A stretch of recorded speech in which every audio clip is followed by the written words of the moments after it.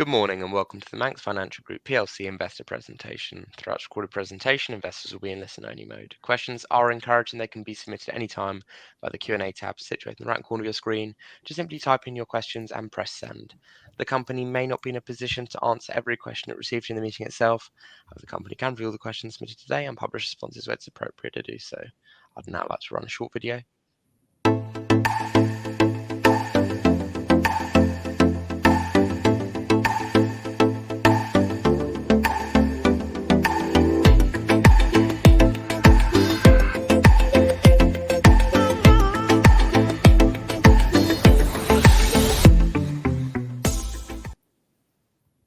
I'd now like to hand you to Group Chief Executive Officer, Douglas Grant. Good morning, sir. Thank you, Alexander. Good morning, everybody. Welcome to MANX Financial Group's annual accounts presentation. Beside me today is James Smead, the Group's Finance Director. You may wonder why we showed you that short video.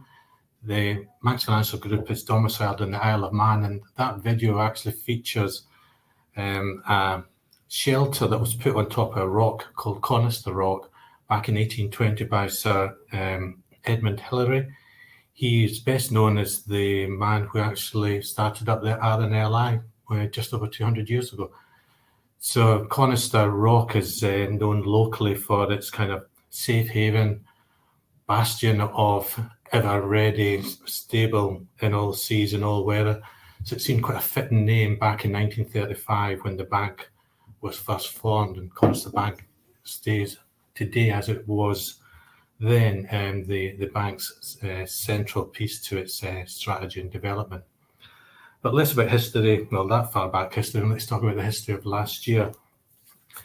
Before that, let's flick through a couple of slides. That is the Conister Rock with the shelter for sailors who were unfortunate to strike the rocks just outside the port of Douglas and Isle of Man. This is the disclaimer, which is, you've probably all seen one of these a million times. I should give you a few seconds just to read it. I don't think there's anything that you will not have come across before on that disclaimer.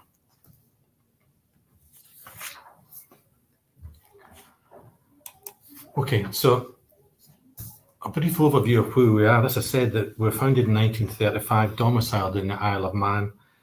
We are a diversified financial services business. We have companies both on Ireland and in the UK, and as we'll touch on later on, the vast majority of our lending is done in the UK. As 85,000 people, the population of Isle of Man only needs so much credit. The real opportunity lies across the waters in the UK, servicing the 65 million odd who reside there. Just looking at this slide on the top left of Conister Bank, which we will touch on later. As I said, it's central to the growth of the business. With Payment Assist, which we acquired the outstanding shareholding back in September 2024. So this will be our first full year of owning Payment Assist, although we have been involved in the company for about 7 or 8 years. Next to that is MANX Ventures Limited, which is the more entrepreneurial arm of the group. And those three companies really are the pillars that will drive the growth of the company. Next to that, we have Edgewater, which is an Isle of Man-based and licensed wealth management business. Then we have Ninkasi, which again we'll touch on later on, but Ninkasi is the UK's largest lessor of fermentation tanks to the brewery industry. It's also expanded into Europe and also looking at new products such as carbon capture for the brewing industry, and been involved in precision fermentation. On the bottom left, we have the Business Lending Exchange, which operates in the subprime credit markets. We have, beside that, MANX Collections, which is a bit of Ron Seal. It does what it says in the tin, as does the MFX, which is an FX business, which is a lovely little business. Very lean staff and overhead-wise, and generates about £750,000 year in, year out, and it's really thriving in this volatile economy. Beside that, we have our latest purchase, Calm Wealth, which we'll touch on. It's a wealth management company based in the UK. We're going through a process of a variation of permissions with the FCA to make it a general insurer as well as an IFA. We'll talk about that again later. And Blue Star is a business we bought, and it's typical of us as a strategy. We find sectors that we like. We don't want to disrupt the market necessarily, so we'll go through a third party, in this case Blue Star. But once you've had the relationship and you're really sure about the market you're operating in, we look to take the margin that we're giving away by acquiring that entity. And that's what we did with Blue Star. But less about the businesses, and then have a look at the Mugs Gallery, which is the board of MANX Financial Group. Top left, you'll see Jim Mellon, who is our largest shareholder, 18% shareholder. And if you look at the bottom row, second from the right, you've got Greg Bailey. Jim and Greg are a concert party, and between them, they own just over 30% of the group. The free float of the group is over 50%. Beside Jim, we've got Dana Meek, who is Executive Vice Chairman, then there's myself and James.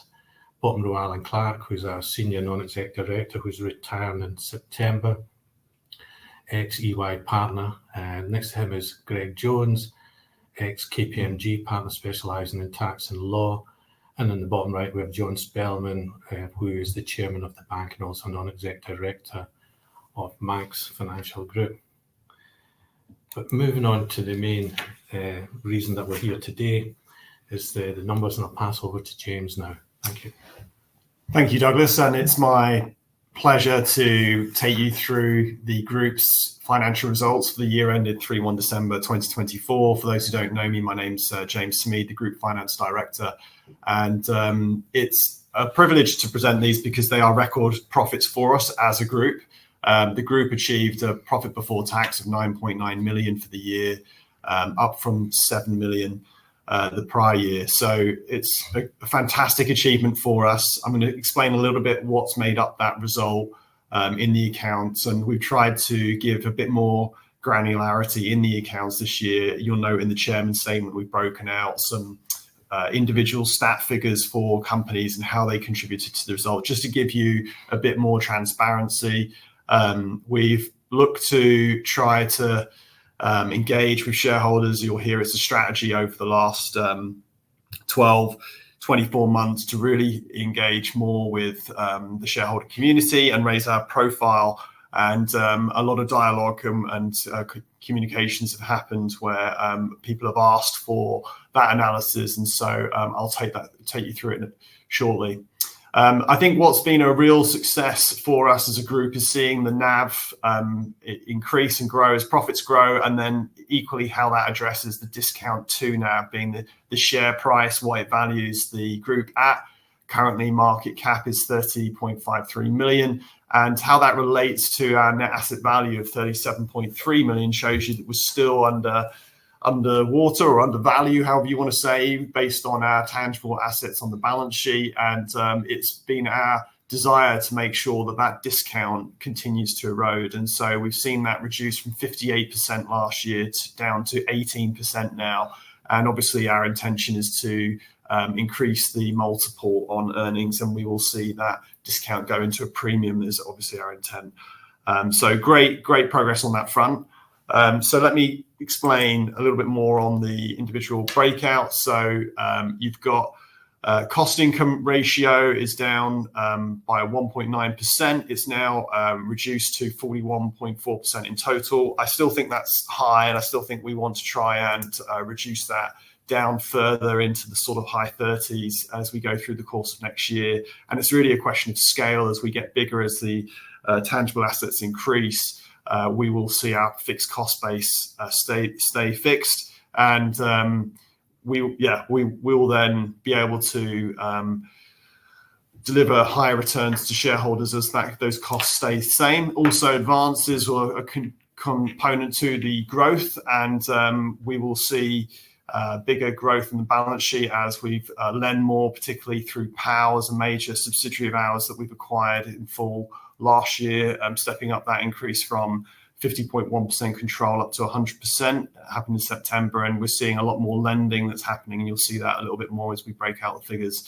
And that has allowed us to grow the balance sheet to just under 500 million. We set that as a strategic objective a couple of years ago to hit that sort of scale, and our next sort of landmark is trying to get that £1 billion bank and group financial services more widely. So that's made real progress, and we would like to see that increase over the next year. And ultimately, for shareholders, the basic EPS has increased by 50% as earnings have increased, and therefore the dividend increases by a similar magnitude. And again, that 9.9 strapline result, giving what is a very attractive return on equity of 23.8%. And if you benchmark us to our competitors, whether it be Shawbrook or Time Finance or things like this, we should be able to show shareholders just how attractive this financial services group is and the value we're bringing by our growth. In terms of the share price, as I say, what we're seeing as we bring these results to the market is that the price is increasing as we release results out. And then we see over the 12 months, there tends to be some sort of lag.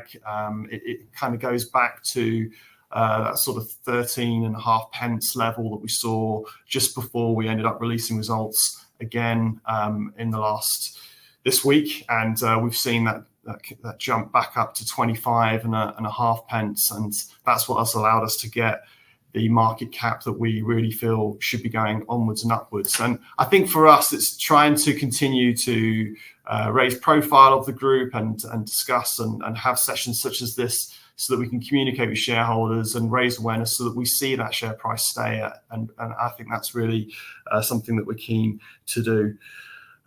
In terms of the individual components and how they've helped towards this £9.9 million result, it can't be understated the contribution of payment assist.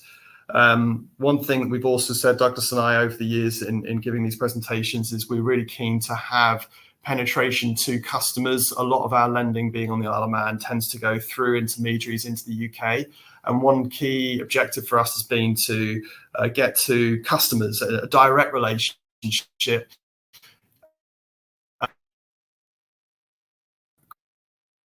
Credit risk, but at the same time, it allows us to get the high yields that really can contribute towards significant results. And payment assist is an example of that, and being able to own the business in full this year has allowed the profitability of the group to really increase. We're obviously going to have a full year of it next year, and so we're very excited about and look forward to the results coming for 25.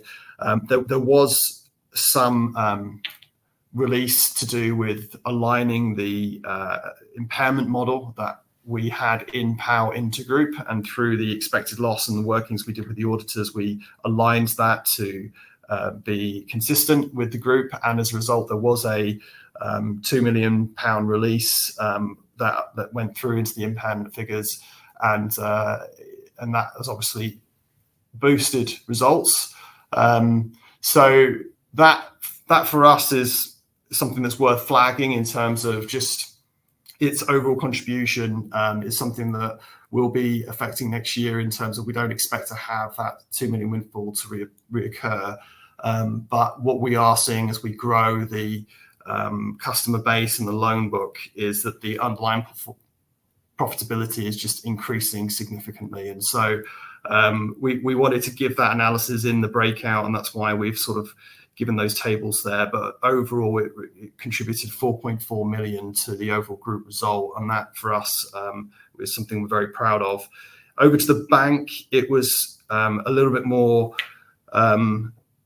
It was a little bit more difficult with the trading conditions. We see in the interest environment we have that when interest rates increase, we see our deposit rates are repriced a lot quicker than the lending rates. And so passing on those increases is more challenging in a rising interest rate market. But the good news is once you reprice those into the lending book, we then see that the overall picture is that long-term profits will stick with the bank as we see the rates in the interest market fall, because you've got that lending portfolio sticking with a higher rate, and whereas the deposits are starting to fall in terms of those interest rates. So yeah, over the last 12 months, we did see a rise in the interest rates, and so the bank or profitability is slightly down. as it repriced its deposit book, and the lending book pretty much was sticking to the same sort of rate. But our anticipation is as we go forward and interest rates fall, you've still got that lending book churning and the deposits will get cheaper. So we're looking forward to a better outcome for the bank in the next 12 months. In terms of MFX, it contributed $750,000 to the group, continues to grow from strength to strength, 10% increase from previous year, and a really good startup business that MANX Ventures did. Business Lending Exchange, again, another MVL acquisition that we took on, subprime sector. They have contributed considerable profits, £638,000 the overall group result, and is consistent with the previous year. Edgewater had a restructure in the last financial year, and it moved from a loss-making, or just slightly loss-making, 35,000 loss to just under a 400k profit. So again, another important step forward in terms of progressing that company. And MANX Ventures Limited has obviously grown from strength to strength in its portfolio of investments, which I'm sure Douglas will be touching on a bit later. So I hope that's helpful in terms of just giving some of the analysis and the visibility of the individual components and what is there. In terms of the operational highlights, I've talked about payment assistance, just how important that is for us.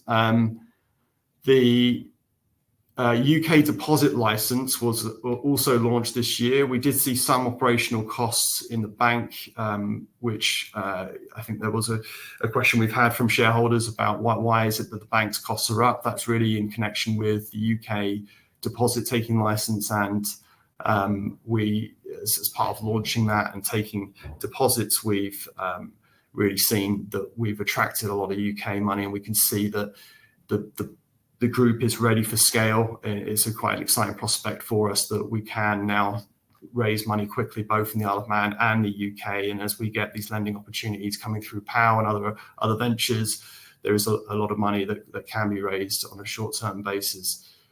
So that's been launched this year, a real success for us. We're exploring going into Europe increasingly. Ninkasi Rentals has already got a presence in Europe and is looking at providing its brewing tanks into that market. But we're now seeing that we're also looking at doing an opportunity with Payment Assist and lending into that space in the Republic of Ireland. And we're in stages now of growing that portfolio.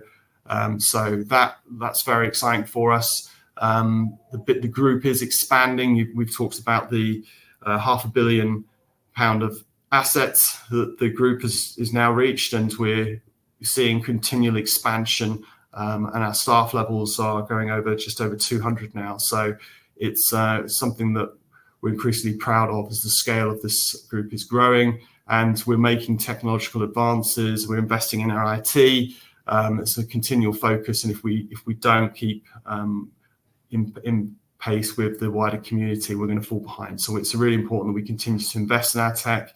We're looking at a deposit system. We're looking at a lending system. We're looking at what we can do to make advances in that space. So so a fantastic year, great set of results. A real privilege to bring this to you and to go through the detail and ultimately enhance the dividend and give these return on equity percentages that we're very pleased to report to you. Okay, thanks, James.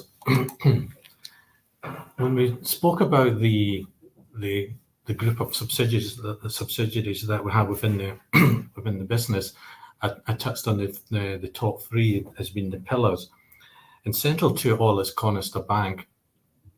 And Conister Bank Limited, so it's founded in 1935, but it has a Class 1 deposit-taking licence on the Isle of Man, which is the same deposit-taking licence as HSBC, Barclays, NatWest, etc.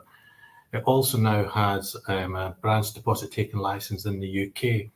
To give you a feel about the Isle of Man deposit market is just north of 40 billion, of which 22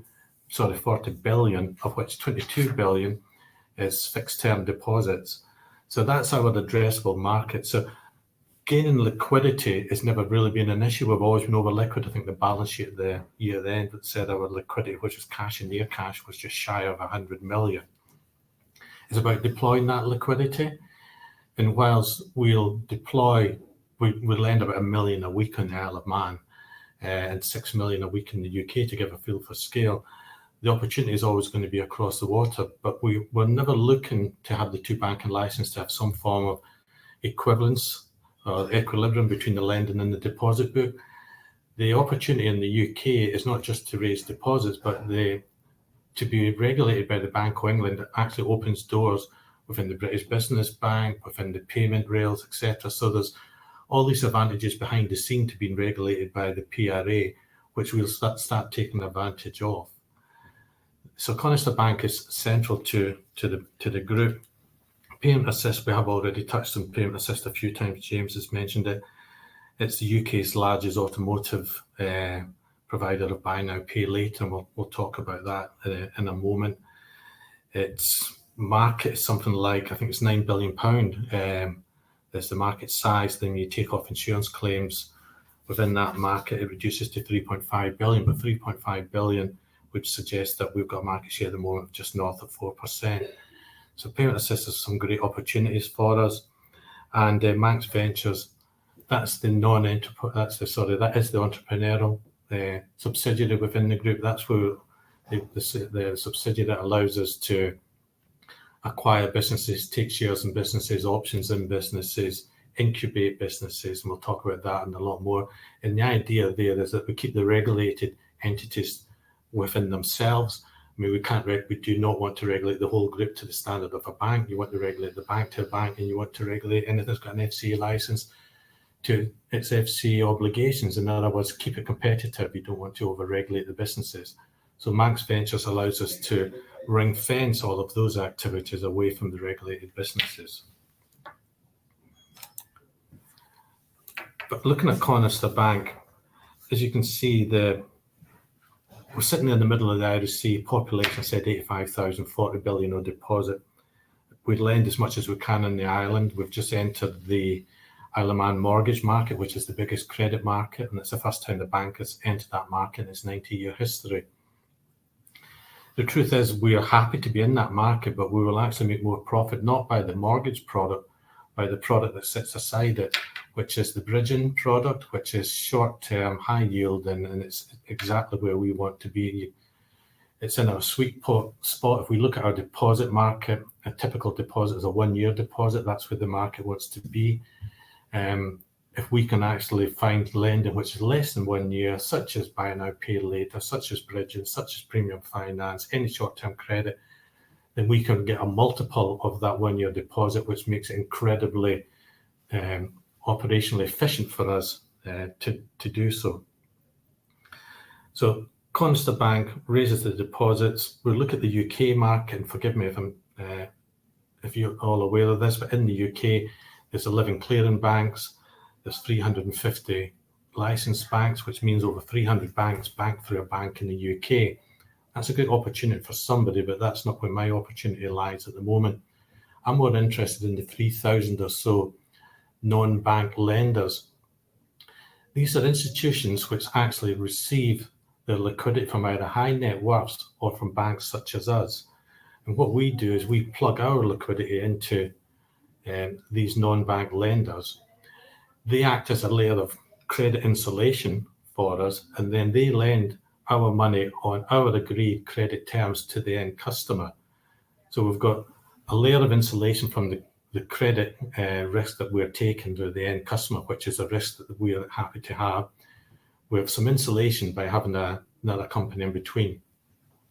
So that's a great way for us to reach the customer. But as James said, what it means though in the end is you don't actually own that customer. So you can't cross-sell to that customer. We can't sell our insurance products. We can't sell anything else into that customer base. But that market alone, the SME market, which is the market we're really focusing in on in the UK, is 15.7 billion. Those non-bank lenders, surprisingly, have over a third of that market, and we only have less than 2% of that market. So we've got huge growth in there. We've got the liquidity, and we know how to get the sources of the liquidity. We've got the distribution. we know where we want to go into those non-bank lenders. It's finding the right product. The product we use are the structured finance products, so the block products, the working capital products, the wholesale products. These are standard products that we'll compete with, Shawbrook, Siemens, etc. But where we differ is our kind of sweet spot, our appetite. Our appetite will be in markets which these larger players will call niche, but for us, they're sufficiently large markets. So when we look at these 3,000 non-bank lenders, we're looking at them in terms of what sector are you in? Is it a geographical sector that maybe that you only lend into the M25, or it may be your M6 corridor, or it may be market specific? It could be asset finance only, hard assets. It could be software. It could be premium finance, etc. So we pick and choose which lenders we want to link into. And typically, this is where Conister Bank acts as a conduit for MANX Ventures, because typically if we find it's a business that's at an early stage of its development, the return you're getting on the debt isn't sufficient. So we look for free equity. And so MANX Ventures then takes the equity in the business. Generally speaking, it looks for options, etc., to enhance its equity stake. And that's what we did with Payment Assist. So it's almost like you put the debt in, you've got a couple of layers of insulation, acts like a first dance. And once you get to know your partner a little bit more, you look for another share, taking a shareholding in the business. And with Payment Assist, we've ended up taking 100% of the shareholding over a number of years when we got very comfortable with that business. So that's Conister Bank. This shows you a feel for its advances growth over the last few years. Last year, the advances were 372 million. That's up 9.7 million year on year. The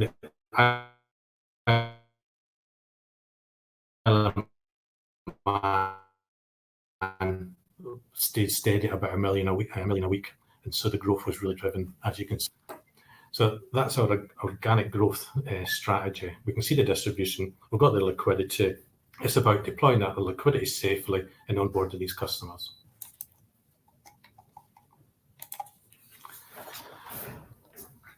We've spoken about Payment Assist in terms and sort of in dispatches, but I think the key points I'd pull out with this slide are that vehicle repair market is 9 billion.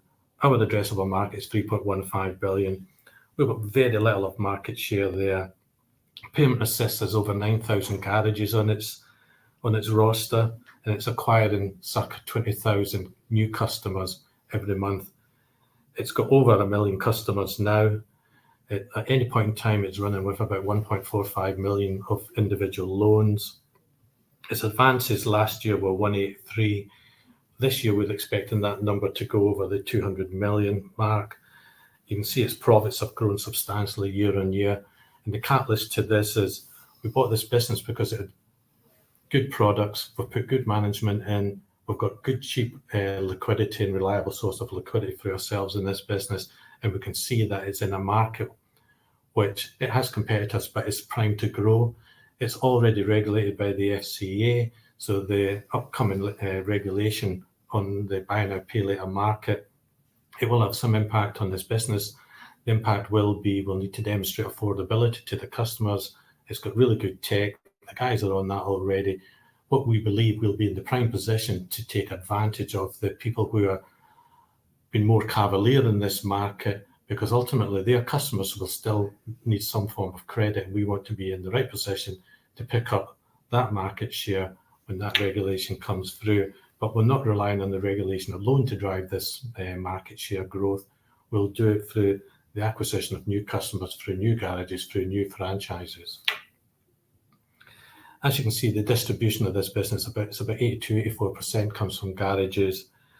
The rest is kind of retail finance, which is fine, but the ideal product for me is the garage product, because we spoke earlier about the fact that we're predominantly a one-year deposit company. The best product this business has is a 4-month product, which is an interest-free product to the customer, but the business receives a discount from the supplier, the garage in this case. What the customer does, they pay 25% up front. then the next 3 months, 25%, debt's off. That means I can use that 1 year deposit 3 times. Great efficiency in terms of financial engineering.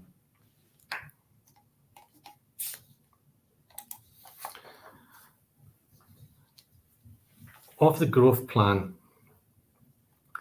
we can see that we know we've got a really core product which we can layer on top. Where Payment Assist wants to move to, if you go into a garage, you'll find that they've got 3 or 4 different payment rails. Where we want Payment Assist to be is that sole payment rail for that garage. So whether it's buying a new car, it's servicing a car, it's buying an extended warranty, it's buying spares, we want them to use our payment system. So we want to be an omni-channel for these garages. That infrastructure is more or less in place now. We're starting to launch it through, there was a press release, I think, a couple of weeks ago where the first launch was done. So we're looking to extend or evolve the product range within Payment Assist, as well as garnish market share through its traditional market.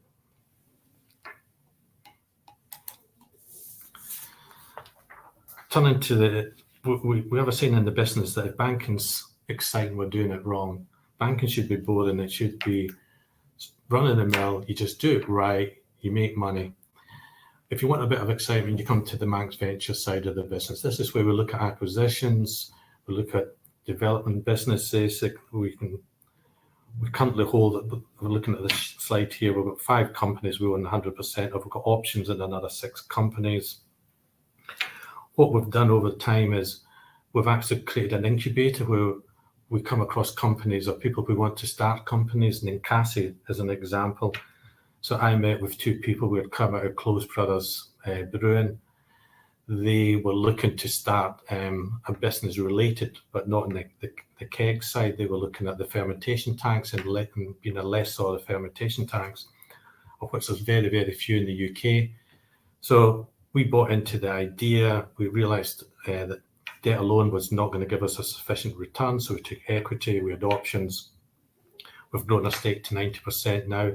That business is now the largest lessor of fermentation tanks in the UK.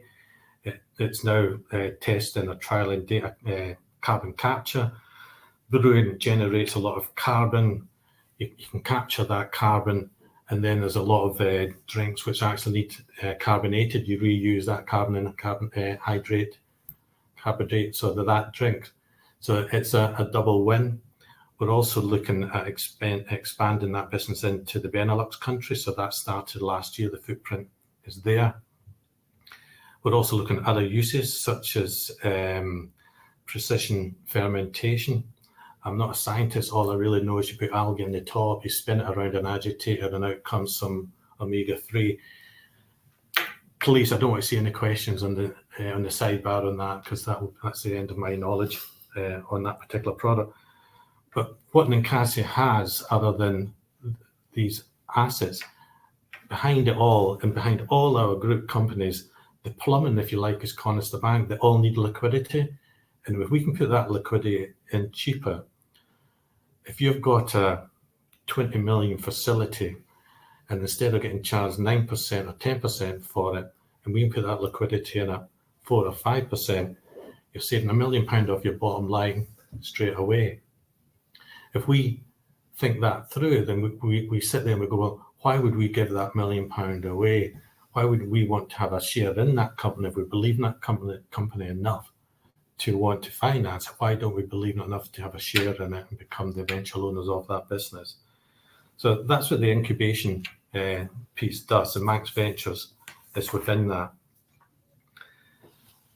The other businesses we looked at, I mean, when this is going back in time, when Boris became the PM back in, was it 2017, 2016, what we knew was that we were going to be leaving Europe.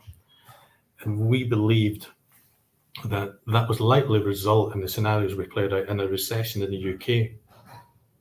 And of that 3,000 companies that are non-bank lenders, a lot of them have got very good front ends, but the collection system is either non-existent or is poor. And that's because they've never really had a hard time since 2008, 2009. So some of them had never experienced a downturn. So we decided to set up a collections business, and it would look at our own debt and the group debt, but it would also really be set up to garnish mandates for other companies to collect their debt. At that same time, we positioned the portfolio away from unsecured lending in the UK to more secured lending. We knew Boris had a history of large infrastructure projects, supporting them, so we looked at what industries could we be in around there. So we went into the green industry sector, we went into yellow plant, we went into agriculture, etc. Obviously, we didn't know about COVID coming around the corner, but the one thing with COVID is it actually meant if you were going to move your portfolio, you'd have moved the portfolio the way we did. So we bounced back from COVID within 12 months, and a lot of that was to do with exercising our growth plan through our organic businesses and then thinking that through into the portfolio in general.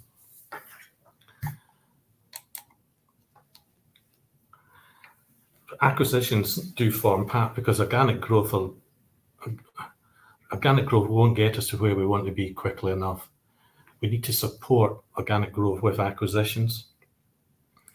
Payment Assist was such an acquisition. We've been quite acquisitive, and our characteristics of acquisitions that we like are either companies that are going to give us more market share in markets we're already in, or companies that are in markets which we're not in, but we don't want to disrupt that market, or it's a market that's IT heavy, and therefore we don't want to go through the overhead of incurring that IT before you actually enter the market. So we're better off actually buying ourselves into that market. And one way of doing that, obviously, is to put our plumbing, our liquidity into somebody, a target company, and then look to acquire that company over time. We do see great opportunities around us. I think the UK is a great market for us, and it has been pre-COVID since probably 2016. We see Europe has been a good market. Was mentioned Ninkasi going into Europe via the Benelux countries.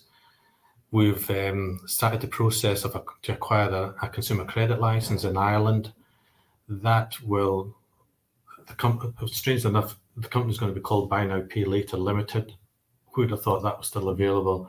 And the web address is going to be npl.ie. So we've got we know exactly what we're going to do. We'll white label a lot of the Payment Assist infrastructure into this Irish company, which will make it very lean and get us to the market quickly. The beauty of the Irish market is it's quite concentrated around Dublin. The number of the garages, which is the first sector we're going to go into, is also focused around Dublin. But once you have the consumer credit license for Ireland, you can passport that around the EU. The changes in each national government's consumer duty regulations is the only change you have to make to be able to access those markets. So we see this Irish vehicle as being a test for our European expansion into the consumer credit markets. And we see the UK license, the UK banking license and the Isle of Man banking license has been pivotal in providing the liquidity into these businesses. And because we have an FX business, we should be able to deal with the FX side of transacting to euros relatively comfortably.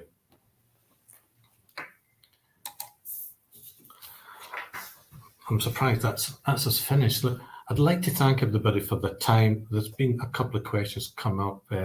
Thank you for the question of the mortgages, and hopefully I've answered that in terms of it is the biggest market on the Isle of Man, credit market in the Isle of Man. We weren't in it. We need to be in it. We don't want to compete because we don't have the overnight cost of funds as the clearing banks. So we need to be on the margins. We need to be the more difficult transaction to do. We want to be, we'll always be credit safe. But as I said at the time, I do believe the bridging market will be a more profitable market than the mortgage market. But you really want to be in the mortgage market to get the bridging opportunities. Well, Douglas and Grant, I'll just jump in at that point. I'll thank you very much for your presentation. Ladies and gentlemen, please do continue to submit your questions, and you can do so just by using the Q&A tab that's situated on the top right-hand corner of your screen. As mentioned, we have received a number of questions, both pre-submitted and throughout today's live presentation, and I want to start the Q&A session off with the first one here, which reads as follows. Why are you so late in publishing your account, and what was it about Payment Assist specifically that caused the delay? Yeah, sure. I'll take that one. So when we acquired Payment Assist, they were using accounting policies which were fitting for the company at the time, but bringing it into the group has meant that we've needed to align those, and some of that was building a expected loss model, and that took a considerable amount of time with KPMG, our auditors, to sign that off and get that through. Obviously, as a result of that, it increased results. I talked about that earlier in my commentary, that it was beneficial for the group as part of the process, and obviously it's increased the dividend. But it was a one-off exercise that we don't anticipate to reoccur, and needed to just really be got through with auditors signed off, and yeah, we don't anticipate that going forward. We didn't like it. I'm sure the investment community didn't like it either. We usually publish our results out by March, so it did mean that we couldn't get the good news story out, which was regrettable, and obviously it would have allowed us to go around various roadshows and to engage more with the investment community to do so. But yeah, that's primarily the cause for the delay.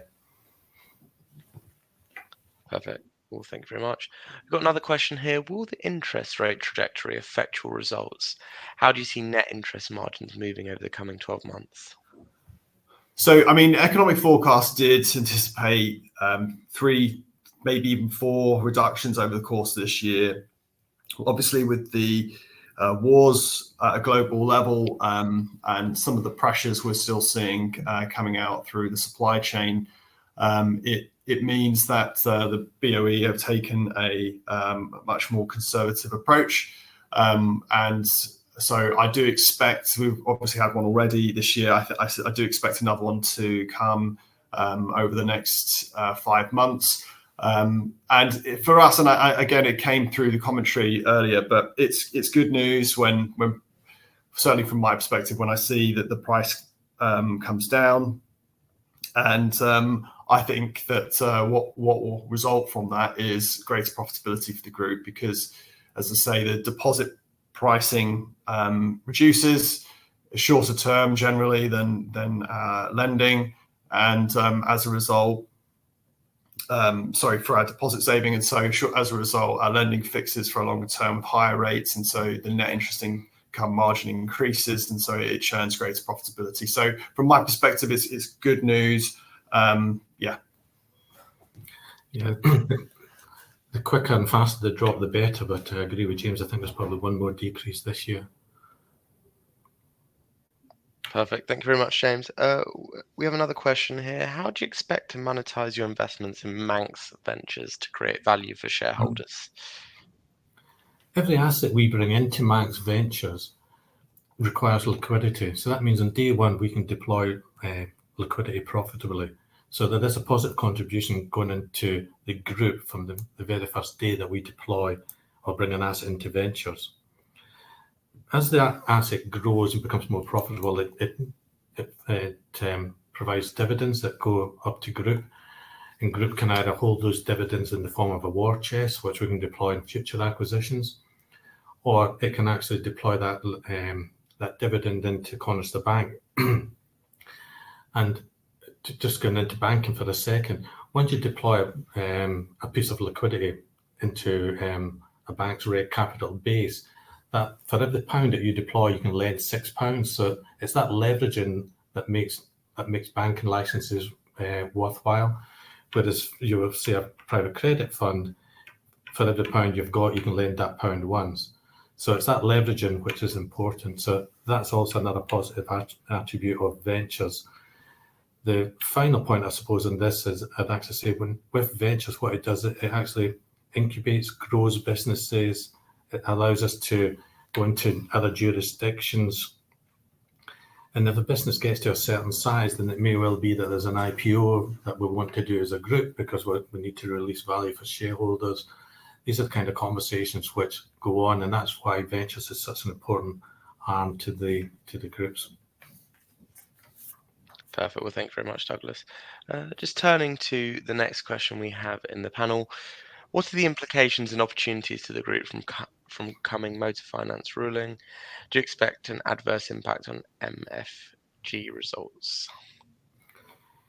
Yeah, I mean, we are marginally in that sector, and as you probably read in the accounts, we provided £200,000 against the outcome of the Supreme Court decision, which will obviously be followed up by the FCA within, they say, 6 weeks. They'll give the redress that they'll want the industry to do. We will deal with our liability however we need to deal with the liability. We'll deal with it with integrity and transparency. I think it also provides an opportunity. There's exposures out there that are far greater than ours, and these people will require capital to satisfy their obligations. And that may well mean the selling of assets or exiting of markets that we're particularly keen on. So we're keeping a wary eye on that. So at this point in time, we view it more as an opportunity than a threat. Perfect. Thank you very much, Douglas. What's the next MANX Vectures portfolio? What are you looking for? Well, I think I've touched on the characteristics of what we like. We like businesses that require liquidity. We like businesses that are in the short-term credit market. We like businesses that have got a USP about them within that market. And that could be a technology-based one. It could be relationship-based. It could be product. But obviously, where we are at the moment, we've got a focus on Camwell's variation of permissions with the FCA to get general insurance permission. That will allow us to market general insurance products to the 1 million plus warm customers that Payment Assist has. Don't worry about the warm customers that Consta Bank has in the UK. With the insurance premium profit, we'll also package the opportunity to pay for your annual insurance through premium finance. So there's a double positive through that line of distribution. So we're working hard on that, and we hope we should hear about the variation permissions later on this year. And also, I've mentioned at length, I'll mention it again, the Irish consumer credit license. That is a great opportunity for us. So those are the two which we've spoken about and can talk about. But obviously, like every other business, there's lots of discussions going on with various players in various markets that we like. But we'll notify our shareholder base through RNSs as and when we can. That's great. Thank you very much, Douglas. The next question here, I do think you have touched on, but if you could provide any further colour, that'd be great. How has your entry into mortgage market performed relative to initial projections, and how do you see it evolving?